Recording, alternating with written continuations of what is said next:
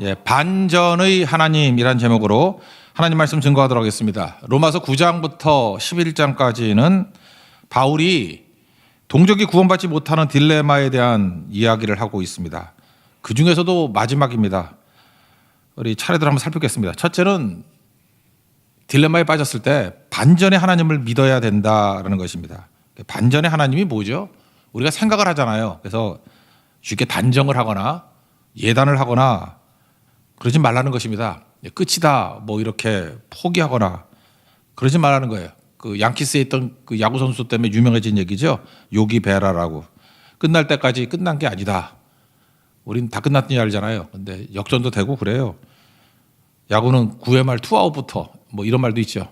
그러니까 예단하거나 단정하거나 포기하거나 그러지 말라라는 것입니다. 오늘 25절 보니까 주목할 단어가 두 단어인데 지혜, 스스로 지혜. 이건 인간 지혜고요. 신비라고 말한 것이 하나님의 지혜입니다. 하나님의 지혜를 신비라고 표현한 거예요. 고린도전서 같은 데는 사람의 지혜와 하나님의 지혜 그랬죠. 거기에 해당되는 게 이 미스테리, 신비라는 단어입니다. 신비가 뭐냐?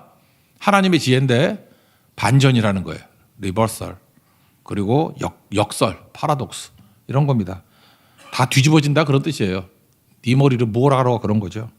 25절 읽겠습니다. 시작. 형제들아 너희가 스스로 지혜 있다 하면서 이 신비를 너희가 모르기를 내가 원하지 아니하노니 이 신비는 이방인의 충만한 수가 돌아오기까지 이스라엘의 덜어는 우둔하게 된 것이라. 그러니까 신비가 뭐냐? 하나님의 지혜인데 이스라엘이 우둔해졌다. 그게 뭐예요? 불순종하는 거죠. 이스라엘이 예수님 안 믿고 불순종하는 것. 그것 때문에 이방인들이 구원받게 되지 않았느냐 그런 뜻이에요. 이방인의 충만한 수가 들어오기까지. 그러므로 하나님은 인간의 불순종, 실수, 실패 그걸 사용하셔서 구원의 큰 문을 여시기도 한다 그런 거예요. 한번 생각해 보십시오. 유대인들이 잘 믿었다 그러면 이방 전도가 됐을까요? 예루살렘이 막 뜨겁게 믿고 그래요. 그럼 예루살렘도 전도하기 바쁜데 가나 딴데? 거기서 박해도 있고 그러니까 유대로도 가고 사마리아도 가고 그거 나오잖아요. 8장에 사도행전 8장에 박해가 일어나서 스데반이 죽고 그러므로 이렇게 흩어진 거 아니에요? 그래서 빌립이 사마리아 가고 그러니까 이런 걸 보면서 하나님이 그거를 뭐 이렇게 작정했다 그런 게 아니고 사람들의 악함조차도 그걸 사용하셔서 하나님의 뜻이 이루어지는 거죠. 그래서 우리 인생 가운데 누가 불순종하고 누가 방해하고 여건이 안 좋고 그런 거에 마음 두지 말라는 거예요. 하나님만 바라보라는 거예요. 주님은 싸그리 다 이용해서 빨리 가게 만드십니다. 이루어 주신다는 거예요. 되게 안심되죠. 그래서 그다음부터는 사람들의 방해나 뭐 사람들이 설치고 하는 거에 별로 연연해 안 하는 것 같아요. 특별히 제가 그렇게 됐어요. 왜냐하면 별짓을 다 해봐라. 하나님의 뜻은 이루어지고 하나님은 그거조차도 사용하신다 이런 겁니다. 내 인생에도 적용이 되겠죠. 내 인생에도 반전이 일어난다니까요. 안 되는 게 아니고 반전이 일어난다니까요. 그 역사를 한번 놓고 보면 객관적인 얘기를 한번 봅시다. 그 영국이 있잖아요. 영국. 그레이 브리튼이라고 하는 게 네 나라가 있잖아요. 지금 뭐 독립해서 떨어져 나간 아일랜드가 있는데 아일랜드는 차별의 상징이고 특별히 19세기에 기근이 있을 때 잉글랜드에서 먹을 거 안 줘가지고 엄청 굶어 죽었어요. 그래서 그때 대거 미국으로 뭐 호주로 하여튼 이미 많이 간대요. 그래서 미국의 주류가 돼버렸다니까요. 미국의 지금 대통령이 조 바이든이 46대 대통령인데 46명이 있었던 거 아니에요. 미국은 이렇게 연임돼도 하나로 치잖아. 46대 대통령인데 46대 대통령인데 20명이 아일랜드 출신이에요. 조그만 나라인데 차별받는 데인데. 그러니까 아일랜드 출신 아이리시들이 이렇게 다 휘어잡았죠. 이유가 뭐예요? 실패와 고난 때문에 그들이 주류가 된 거라고. 거기 있었으면 아무것도 아니지. 지금도 영국의 GNP를 능가했다며 아일랜드가. 오히려 어려움 당한 것이 이게 반전이 일어난다니까요. 아일랜드사 같은 거 한번 읽어보세요. 대단해요. 그래서 얼마나 차별받았는지 이런 말 써도 되나? 우리는 흑인이 없으니까 모르는데 white nigger라는 말을 써요. 흰색 흑인. 그러니까 흑인들 차별했잖아요. 그래서 white nigger 그게 아이리시예요. 아일랜드 사람들.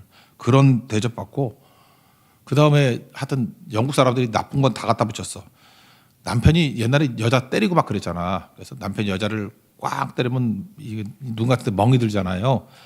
멍이 드는 거를 뭐라고 영어에서 표현하는지 알아요? 아이리시 뷰티, 그 아일랜드의 아름다움이야. 뭐 그런 식으로 그러니까 조롱하는 거죠. 조롱하는 거. 그런 식으로 하여튼 영어 공부하다가 뭐 이렇게 아이리시 이렇게 나오면 나쁜 거다고 생각하면 돼요. 근데 요즘에는 안 써요. 왜냐하면 쓰면 또 혼나니까. 그 아일랜드 출신들이 미국 가가지고 되게 많이 성공했어요. 그래서 이름에 맥이 들어가잖아요. 맥아더가 아일랜드 출신이죠. 맥 들어가는 거. 맥도날드 맞죠? 맥도날드. 그것도 아일랜드 출신이고. 그 다음에 오 어퍼스트로피 이렇게 찐 거 있죠. 오 코넬 머리에서 오 이렇게 들어가는 거. 그런 게 다 피츠 제랄드 할 때 피츠. 스페링이 뭐더라? 피츠 FITZ 그렇게 나가는 거 피츠 뭐 저쪽 나가는 게 있어요. 그런 거. 그런 이들이 다 아일랜드 출신들입니다. 미국의 동부 가면 성공한 사람들 되게 많아요. 이런 이름들. 그러니까 이유가 뭡니까? 반전의 하나님이니까 반전. 지금 조 바이든도 아일랜드 출신이라고 알고 있는데 존 F 케네디 아일랜드 출신. 그죠? 아일랜드 출신들이 되게 많습니다. 그러니까 우리가 그냥 이렇게 답답하게 생각하지 말라고요. 왜 나는 이렇게 안 좋은 동네에서 태어나서 이렇게 작은 나라에서 태어나서 나는 이렇게 좋지 않은 부모님 밑에 태어나서 누가 그래요? 하나님은 반전의 하나님이라니까요. 또 반대도 되죠. 나는 금수저야. 너 깡통 찬다.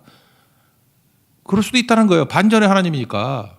그러니까 몰라요. 인간사. 하나님 붙들고 살아가야 된다. 이거를 말하고 있다는 것입니다. 십자가가 반전이죠. 십자가 끝인 줄 알았는데 패배인 줄 알았는데 사망을 이기는 사망 권세를 이기는 것으로 주님 만드셨잖아요. 부활로. 그래서 우리에게 구원을 주셨잖아요. 사망 권세를 깨버리고 생명과 영생을 주시는 길이 십자가 때문 아니에요. 십자가의 반전, 부활. 그런 거죠. 그래서 성령께서 오신 거고. 반전이 많은 것 같아요. 겨울철에 한번 보세요. 나뭇잎이 다 떨어집니다. 메마릅니다. 그러면 패배하는 거 아니에요? 근데 겨울철에 이렇게 나무가 잎이 떨어지고 메말라야 산대요. 다 날씨가 좋아가지고 메마르지 않을 때 많이 죽는데 이유가 뭐냐? 왜 메마르게 만들죠? 우리 상식이잖아요. 수분이 남아 있다가 영하가 돼요. 그러면 물은 팽창하는 게 있잖아요. 그래서 그냥 조직이 다 터져 죽는데. 그래서 그 나무 죽는데요. 근데 바짝 말라서 아무것도 없을 때, 수분이 없을 때 겨울이 와도 뿌리가 든든해서 살아남는다라는 거예요. 그러니까 이 나무를 하나 봐도 그렇죠. 죽으려면 확실히 죽어야 되고 마르려면 확실히 말라야 돼. 그러니까 어정쩡한 게 문제야. 완전히 말라버리면 살아요. 그러니까 최소 생존할 수 있는 능력만 가지고 뿌리만 살아있으면 산다니까요. 하나님께서 그렇게 만드신다라는 것입니다. 이것도 반전이죠. 여기 얘기 나오잖아요. 유대인들 아무리 봐도 불순종하는 것이 하나님께서 뜻이 있는 거다. 이방인들을 구원시키기 위해서 불순종을 허용하신 거죠. 그러고 난 다음에 이방인들 구원하면 또 반전이 일어날 거 아니에요. 이방인들이 또 교만해질 것 같아. 성경 보니까 유대인들 막 핍박하고 우린 뭐냐. 참 묘하지 않아요? 이방인들이 유대인들 학살해서 뭐 물론 나치가 한 거지만 600만을 죽였잖아요. 그럼 끝난 거 아니에요? 그런데 반전이죠. 제가 볼 때 그 하나님의 은혜예요. 유대인들이 가장 고난 많이 당했을 때 가장 큰 은혜가 임하게 됐어요. 2000년 만에 나라 세웠잖아. 나치가 없었으면 이스라엘 건국 못했어요. 그거에 대한 어떤 죄책감, 미안한 의식 그런 것 때문에 나라도 허용한 거죠. 그죠? 또 분쟁이 일어나지만 잘 보세요. 겸손하면 은혜를 주시고 교만하면 다 박살나요. 그리고 인생 가운데도 그래서 잘 될 때도 너무 교만하면 안 되고요. 하나님께서 이걸 왜 나에게 이런 축복과 은혜를 주셨나 이런 생각을 가져야 되고 그래서 축복이 반전이 되면죠.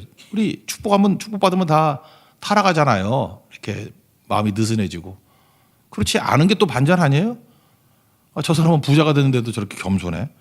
권력을 가졌는데도 저렇게 엎드려. 그것도 반전이지. 그런 반전을 일으키는 것으로 가는 게 승리하는 일이라는 것입니다. 그리고 또 아무것도 없다 할지라도 우리는 낙심하지 아니하고 하나님께서는 반전을 이루시는 하나님이야. 그걸 붙들라. 사도 바울은 이거를 깨달았다는 것입니다. 그래서 이사야서 말씀을 통해서 또 깨달은 거죠. 유대인들을 구원하실 거다. 26절 27절 읽겠습니다. 시작. 그리하여 온 이스라엘의 구원을 받으리라. 기록된 바 구원자가 시온에서 오사 야곱에게서 경건하지 않은 것을 돌이키시겠고 내가 그들의 죄를 없이 할 때 그들에게 이루어질 내 언약이 이것이라 함과 같으니라. 그러니까 이 구원자라고 써 있는 게 이거는 물론 헬라어죠. 헬라어인데 이 구원자라고 번역된 그 히브리어, 그러니까 70인역이라는 게 있다 그랬죠. 이걸 뭐로 구약으로 번역을 해놨냐면은 고엘. 고엘 그러면 룻기에서 기억나지 않아요? 그 기업 물을 자. 원래 고엘이란 뜻이 빚을 대신 갚아주는 친척 그런 뜻이에요. 그러니까 고엘이 누구예요? 보아스가 누구 상징하는 거겠어요? 예수님. 우리의 죄의 빚을 대신 갚아주시는 분. 그게 구원자라는 거예요. 그래서 유대인들이 불순종하는 말미암아 예수님이 오셔서 이방인 구원하시고 약속대로 너희도 구원하셔. 그래서 이 11장에 의하면 하나님께서 유대인들도 구원하신다는 거예요. 최종적으로. 그런 말씀을 주고 있다라는 것입니다. 그러므로 인생에서 모순같이 보이는 것들 그냥 말씀 순종하고 쭉 가면 모순이 풀린다니까요. 제가 인간 실격 설명하면서 그런 얘기를 했죠. 그 사랑함과 좋아함의 관계. 그 룻기도 보세요. 그 사랑함과 좋아함으로 모순을 극복하는 여자 아니에요. 아, 시어머니를 뭐 이렇게 좋아했겠어? 그렇지만 하나님을 좋아했죠. 그래서 사랑은 뭐라 그랬어요? 희생하고 뭐 눈도 빼주고 간도 빼주고 할 수 있는 거라고. 그렇지만 사랑은 좋아하지 않아도 할 수 있어요. 가족들을 사랑하잖아. 그런데 좋아하는 거는 이건 감정이기 때문에 이건 하나님의 축복이에요. 제가 볼 때 룻은요 사랑함도 있었지만 좋아함이 있었어. 하나님을 너무너무 좋아했다고.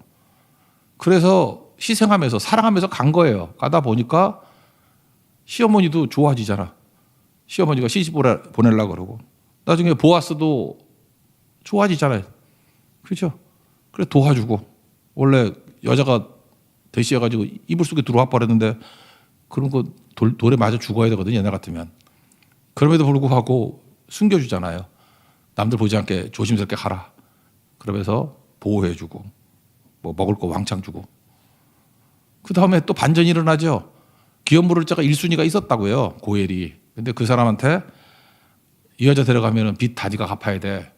빚이 많은 여자야. 그랬더니 난 손해보는 게 싫어. 그래서 돈 많은 보아스가 두 번째인데 차지하게 되었다. 그래서 우리의 빚진 거, 우리의 모자란 게 오히려 중간에 얼쩡거리는 사람들을 제낄 수 있는 기회가 될 수 있는 거죠. 그렇지 않아요? 제가 그런 설명을 했잖아요. 챗 GPT. 한 달에 20불씩 26,000원씩 내니까 아무도 안 들어와. 그래서 나 혼자 쓰잖아. 26,000원 갖고 손해보고 나 딴 데 안 쓰고 이걸로 쓸 거야. 그러면은 나만 활용할 수 있는 건데 이거 공짜로 풀어놓으면 다 할 거 아니에요. 그래서 어떤 거는 좀 비싸게 받았으면 좋겠어. 그런 게. 그래서 나만 좀 활용하려고. 되게 이기적이네. 죄송합니다. 하여튼 그런 게 있다고. 그래서 어떤 장벽이 있다라는 것 자체가 특권이 될 수도 있는 거 아니잖아요. 특권이. 그런 거죠. 그런 게 한계를 넘는다. 그래서 아들을 낳았잖아요. 오벳. 이름도 또 오벳이라고 했어요. 오벳이 종 아니에요. 이게 또 반전이죠. 어떻게 애 이름을 종이라고 하죠. 그러니까 이런 거죠. 제가 아들을 낳았다 그러면 전 노예. 애가 이름이 노예야. 그 이름이 이상하잖아. 노예란 뜻이거든. 오벳이. 오벳 에돔 그러면 에돔의 종이에요. 에돔의 종. 그런 뜻이거든. 근데 이게 의미가 있죠. 그게 이새의 아버지라고. 다윗의 아버지. 다윗의 할아버지 이름이 오벳이에요. 오벳. 그걸 통해서 뭘 깨닫게 돼요. 세상 죄를 지고 가는 하나님의 종. 그런 거죠. 예수님에 대한 반전이 일어나잖아요. 종인데 하나님이에요. 우리를 건져주신 하나님. 그러니까 다 반전이 일어나게 된다는 것입니다. 그래서 여러분 축복이 그거예요. 좋아하는 감정을 잃지 않는 거. 그게 축복이라고. 우리 기독교는 감정이 살아있는 거예요. 감정이 살아없으면 율법주의입니다. 그냥 희생하고 싫은데 억지로 지키고 그런 거 아니거든. 복음이 기쁨 아니에요. 굿뉴스, 유앙겔리온, 기쁜 소식. 기쁨이 있는 소식이에요. 기뻐하는 소식이에요.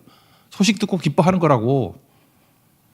그럼 사랑함도 있지만 좋아함이 반드시 있어야 되겠죠. 사랑은 이런 거죠. 한번 생각을 해보세요. 그 사람이 나로 인해서 행복했으면 좋겠어. 근데 평생 그랬으면 좋겠어요? 나로 인해서 그 사람만 행복해. 나는 행복하지 않고. 그게 좋나? 좋아하는 건 뭐예요? 그 사람을 위해서 내가 행복한 거죠. 그러니까 사랑도 해야 되고 좋아함도 있어야지. 그래야 생기가 돌죠. 그래서 좋아하는 게 없는 사람들은 생기가 없어. 좋아하는 게 있어야 돼. 좋아하는 게. 좋아해야 막 일어나고 좋아하는 게 없으면 우울증 빠져요. 좋아함이 있어야 된다니까. 어떤 사람은 희생하면서 우울한 사람이 있어. 그 옆에 가기 힘들지. 근데 좋아하는 게 있으면요 생기가 있다니까요. 하나님께서 주시는 거죠. 사랑은 그래도 좋아죠. 그래도 좋아. 그 좋아하면 뭐죠? 그래서 좋아해요. 예수님은 그래서 좋은 거죠. 예수님께 좋은 거예요. 예수님이 좋은 걸 어떡합니까? 우리 한국은 그런 찬양이잖아요. 사랑은 이유가 없는 거죠. 이게 아가페 사랑 그러는데 이유가 있는 사랑이 더 좋은 거 아닌가? 난 그렇게 생각하는데 이유가 있는 사랑은 맨날 모르고 사는 게 좋아요? 알아야죠. 이유가 있어야 불이 생기죠. 이유가 있어야 우리에게 사랑할 이유가 있는 거 그게 불이 생기는 거 아니에요? 그게 좋아하는 거라고요. 그게 선지자의 마음이지. 선지자가 속에서 물이 끓듯이 끓어오르는 건데 자기도 모르고 나 왜 가슴이 이렇게 뜨겁지? 나 모르겠어. 그 선지자 꽝이지. 이유를 알아야죠. 주님께서 주신 거고 이유를 다 아는 거예요. 그렇게 좋아하는 거지. 무엇임에도 불구하고 맨날 이런 거 좋아해 뭐. 이기 때문에 좋아하는 건 나쁜가? 그래, 그게 사명의식의 목적의식 아니에요? 그렇죠. 하나님 나를 부르셨기 때문에 내가 헌신한다. 그게 특권이지. 그게 사명감 아니에요? 주님께서 우리에게 이유 알려주지 않았어요? 너는 내 보물이다, 소유다. 너 제사장이 된다. 거룩한 백성이다. 그렇기 때문에 내가 헌신하고 그게 진짜 크리스찬의 모습이지.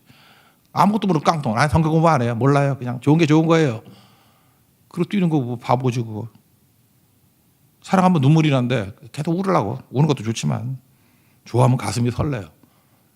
그래서 예수 믿고 맨날 교회가 울기만 해. 뭐 엉엉 울고 뭐 가슴 치고 울고. 설레는 게 있어야죠. 그래서 교회가 이렇게 뭐 이렇게 출렁출렁해. 뭐 설렘이 있어요.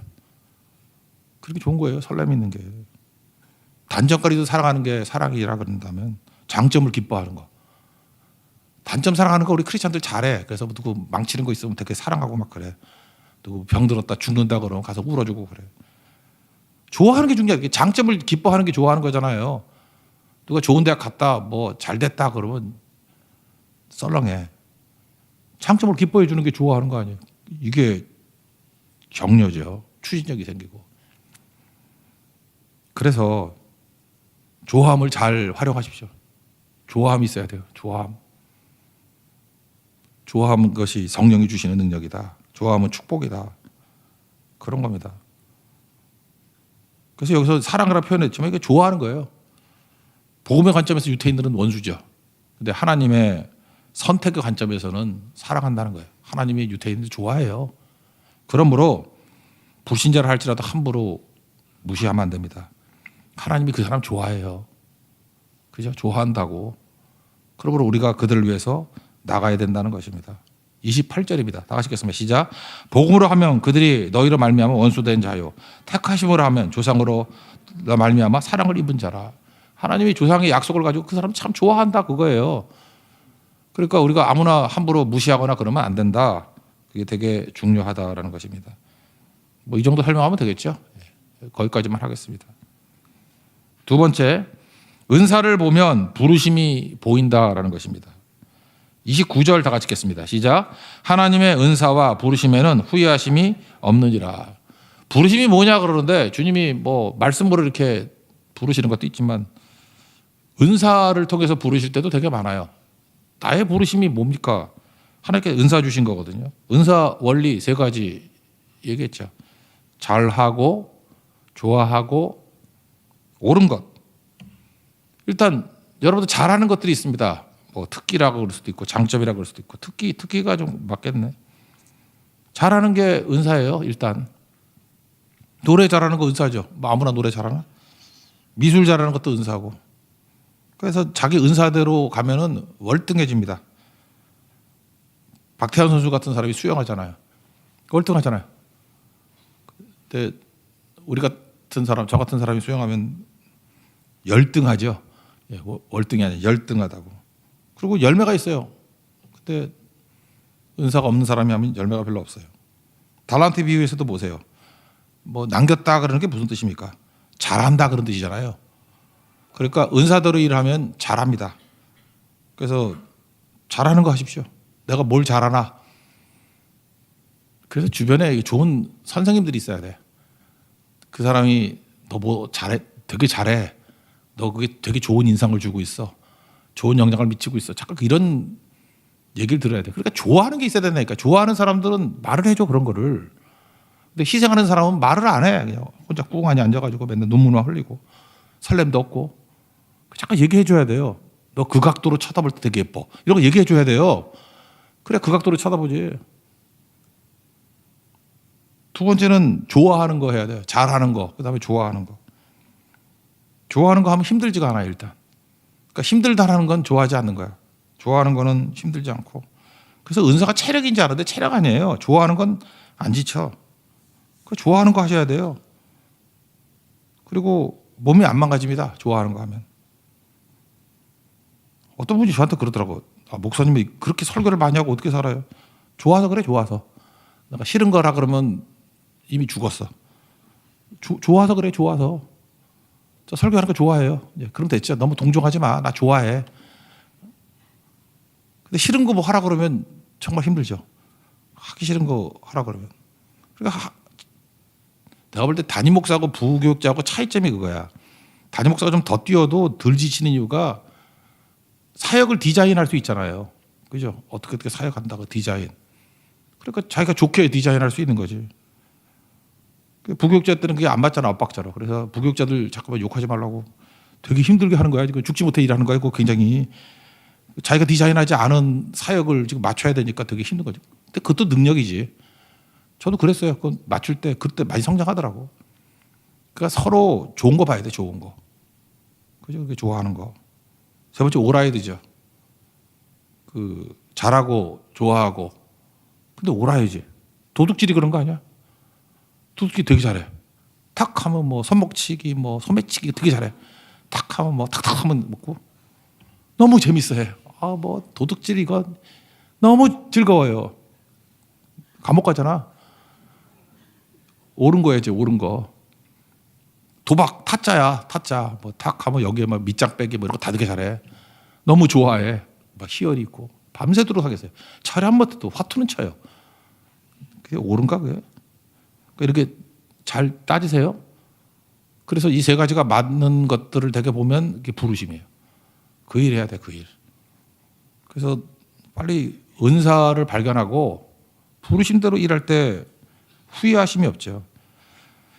근데 이게 자기 자신을 발견하는 거 아니에요. 내가 누군지를 아는 거. 사도 바울은 은사대로 부르심이 입었다, 후회하심이 없다, 이렇게 얘기하잖아요. 사도 바울이 하나님이 그거 잘하는 것 같고 하잖아요. 이 사람은 뭐 공부하는 거 좋아하고 뭐 글 쓰는 거 좋아하고, 그러니까 하나님 그렇게 사용하시잖아. 주로 전도자로 사용하시고. 그다음에 이 사람 되게 열심히 있잖아요. 그러니까 하나님이 그 열심 가지고 사용하시죠. 좋아하는 걸로. 보통 사람 그렇게 전도여행 다니라 그러면 다니겠어. 근데 이 사람이 얼마나 여행을 좋아했는지, 예수 믿는 잡으려고 담에색까지 막 쫓아가는 사람 아니야. 그런 열심이 있으니까 하나님 그걸 전도용으로 방향 바꾸니까 전도하는 사람 되는 거지. 그죠? 여러분들 이게 방구석에 앞에 있는 거 되게 좋아하면요, 하나님 여러분 전도자를 안 쓰고 감옥에 쳐넣어가지고 감옥 전도자로 삼으셔. 그러니까 너무 방콕 가지 말라고. 그러니까 막 싸돌아 다니는 사람은 막 돌아다니면서 뭐 하는 거 시킨다고요. 그러니까 자기 좋아하는 거 해야 된다고, 좋아하는 거. 그런 거죠. 그러니까 결정 장애가 되면 안 돼요. 하나님이 내게 은사를 주신 것은 괜히 준 게 아니에요. 뜻이 있기 때문에 주신 거라고. 그래서 그 잘하는 거 하면 되는데 자꾸 결정 장애를 입어. 내가 이거 좋아하는데 이게 맞는 건지 아닌 건지 자꾸 물어봐서 뭐래. 내 모습 이대로 그거예요. 내 모습 그대로 주님께 쓰임 받는 거. 그래서 자꾸만 후회하지 마세요. 난 후회하는 사람 뭐 답답해. 왜 후회해? 그냥 갈 때까지 가면 되는 거지. 왜 옆 사람 보고 자꾸만 후회하냐고. 부르신 대로 사세요. 부르신 대로. 그러니까 내 모습 이대로. 다른 사람하고 어떤 사람이 틀리고 옳은 거 없어요. 다른 거지. 그 사람과 나하고 다른 거예요. 그걸 왜 옳다 틀리다 그래. 다른 거라니까요. 다 부르심이 다르잖아요. 그러니까 부르심대로 살면 되는 거지. 그러니까 물으려고 하지 마세요. 물으려고. 결혼 서약 해놓고 물으는 걸 이혼이라고 그러잖아. 그거 뭐 딴 놈 만나봐. 뭐 그놈이 그놈이지 뭐. 교회도 물으는 사람이 있죠. 뭐 여기 다니다가 뭐 이 교회 가고 저기. 참 묘하더라. 교회 한번 옮기기 시작한 사람은 평생 교회 옮기다가 가대. 그래서 주님이 부르셔도 너 뭐하러 왔냐면 교회 옮기다가 왔어요. 그것도 아닌 것 같아. 그것도 내보다 꽝이야, 꽝. 어떤 사람은 자기가 태어난 것조차도 모르려 그래. 그걸 자살이라 그러잖아. 하나님 앞에 큰 범죄죠. 하나님 이유 없이 우리를 이 세상에 보냈겠어? 근데 자꾸만 그 장난이라도 그런 소리 마. 죽고 싶어, 죽고 싶어. 그게 아니라 죽겠어, 죽겠어. 죽게 있어로 발음하는 거. 죽게 있어. 천천히 발음해요. 아, 배고파서 죽겠어 그러지 말고 배고파서 죽게 있어. 그죠? 너무 좋아서 죽게 있어. 그렇게 되게 중요한 거라고요. 그래서 두 번째 메시지, 사도 바울이 깨달은 게 뭐냐면 후회하지 말아라. 방법이 뭐냐? 은사를 부르심으로 여기고 살면 된다.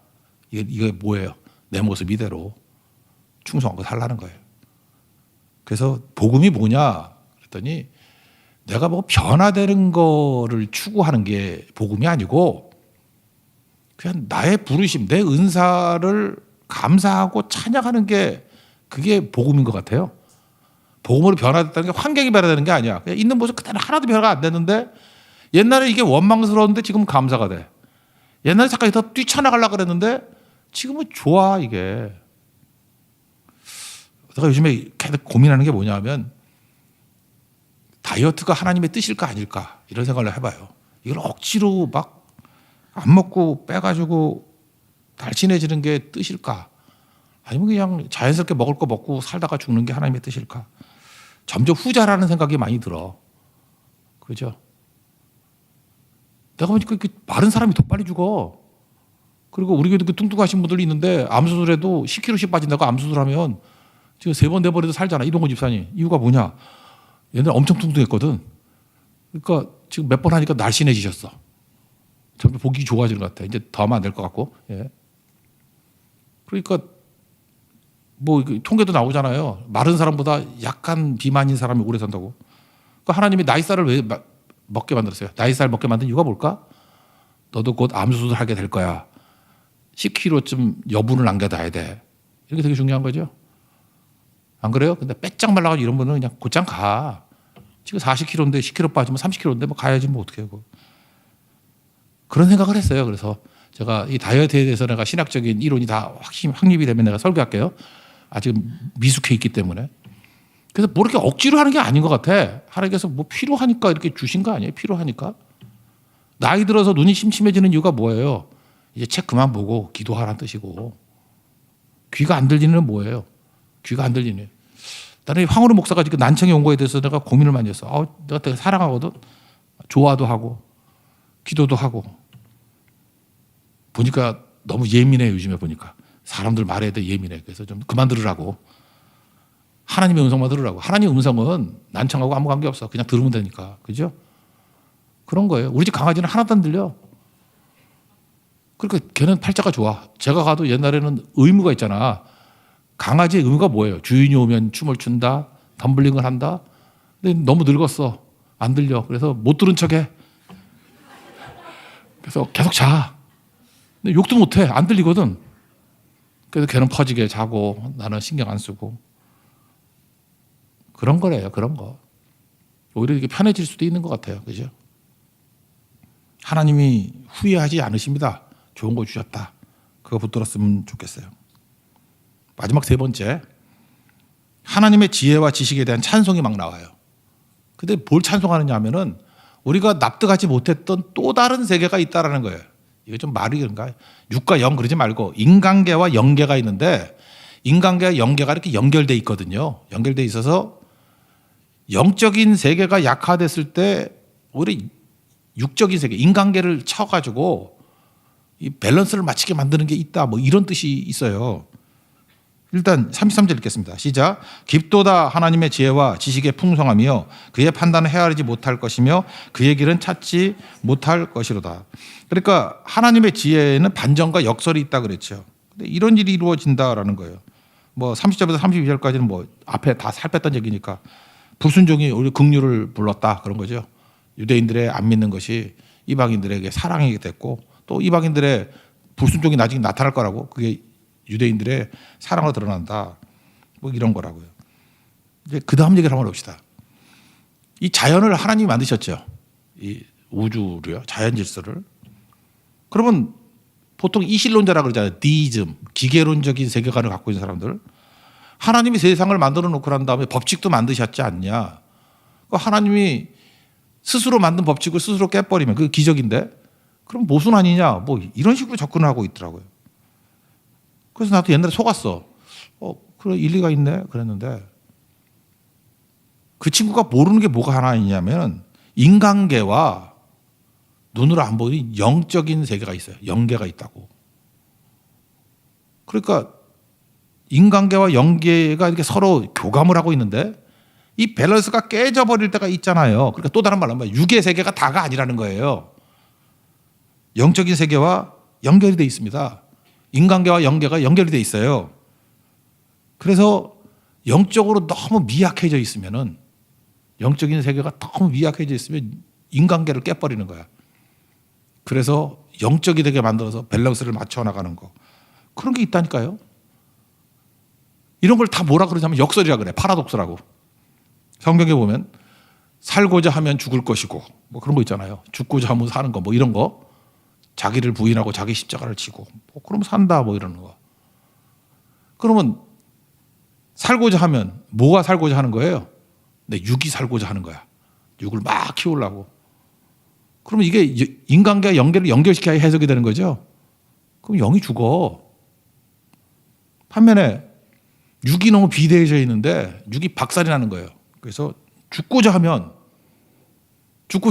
죽잖아 육은. 근데 아니야 영이 살아. 그런 거겠네요.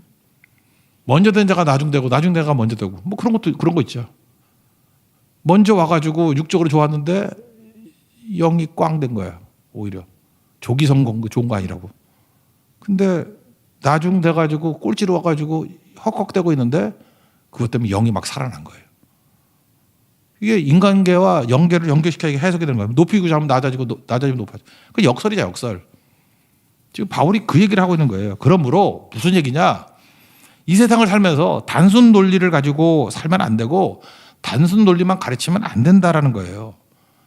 그러니까 이런 거죠. 제일 한심한 메시지가 뭐냐 하면 뭐 말씀대로 순종하고 뭐 어쩌고 하면 삼박자 복음이 어떻고 뭐 성공한다고 하는 이런 성공주의적인 신학. 이거는 인간계에 머물러 있는 거 아니에요. 그죠? 뿌린 대로 거둔다. 그거밖에 더 돼? 그러니까 이 땅에서 심으면 이 땅에서 거둔다. 맞아요. 맞긴 맞아. 근데 이 세계만 있는 게 아니라고. 그래서 이 땅에서만 잘 되는 게 하나님의 뜻이 아니라고. 성경을 보세요. 이 세상에서 똑똑하고 이 세상 원리를 알고 이 세상 법칙을 알고 처세술을 알고 이 세상의 술수를 알고 그럼 이 세상이 잘 된다니까? 그럼 요 세계가만 있느냐? 아니에요. 그럼 이게 왕들의 세계고 제국의 세계 아니야.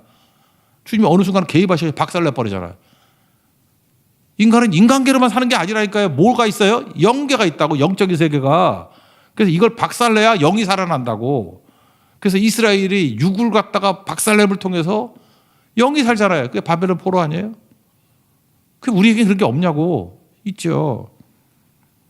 그래서 한마디로 해서 주가 주되심을 인정하라고요.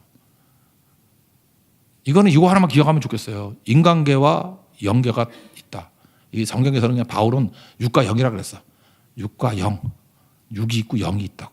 이 밸런스를 맞추기 위한 것이다. 그럼 우리 어떻게 살겠습니까? 하나님 명령대로 사세요. 하나님 명령이 육과 영이 다 사는 길이에요. 저는 영만 산다고 얘기 안 해요. 육도 살아요. 육도 살고 영도 살고. 근데 어떤 때는 육을 좀 덜 살리고 영을 더 살리고 할 때가 있어. 왜? 육이 비대해져 있으면. 그러니까 뭐야 이게? 밸런스. 균형. 우리가 균형을 맞출 수 있어요?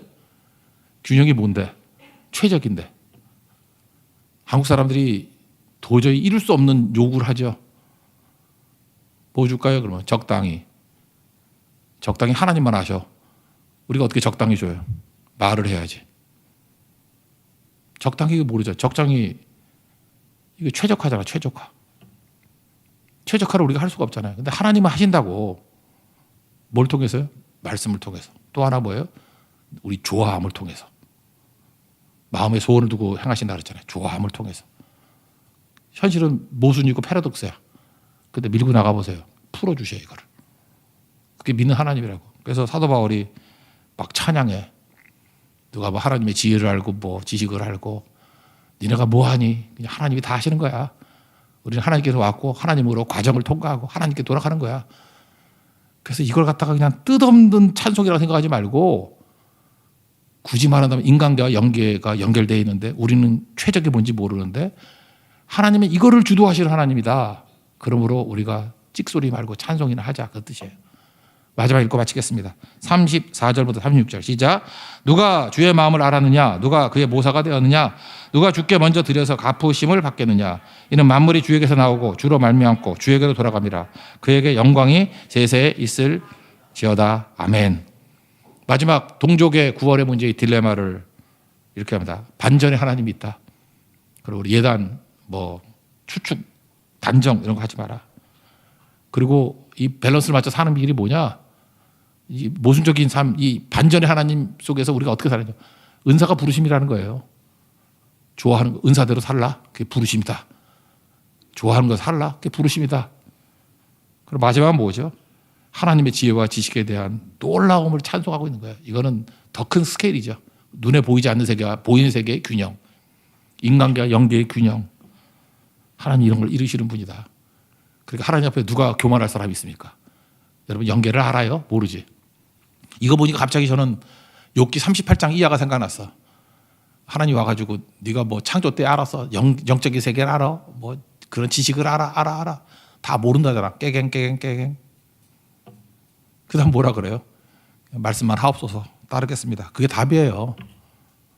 그리고 뭐 여기저기서 뭐 불만이잖아요.